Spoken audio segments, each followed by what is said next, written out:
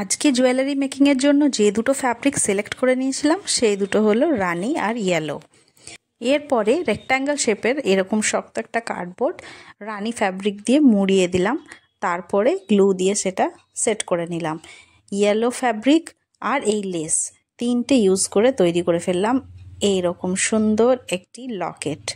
এবার লকেটে ডেকোরেশনের জন্য গ্লু স্টিক করে এরকম লম্বা পুঁথিগুলো বসিয়ে দিলাম।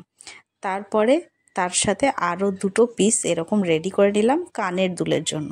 কানের দুলেও ইয়েলো কালারের সেম প্যাটার্ন অ্যাড করে দিলাম। এরপরে এই লকেট আর কানেরটাকে ডেকোরেশনের জন্য কালারিং করি, হোয়াইট করি, গিনিকে জাম্প রিংয়ের সাহায্যে অ্যাটাচ করে দেবো।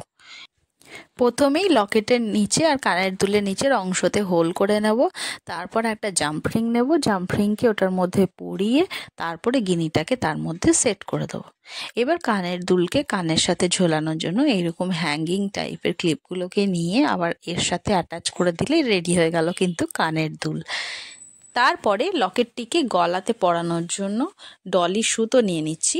ডলি সুতোকে পাক দিয়ে রেডি করে নিলাম, সেটাকে জাম্প রিংয়ের সাহায্যে দুদিকে লকেটের অ্যাটাচ করলাম এবং তিনটে করে থ্রেড বল দুদিকেই দিয়ে দিয়ে দুটো করে গিট দিয়ে দিলাম।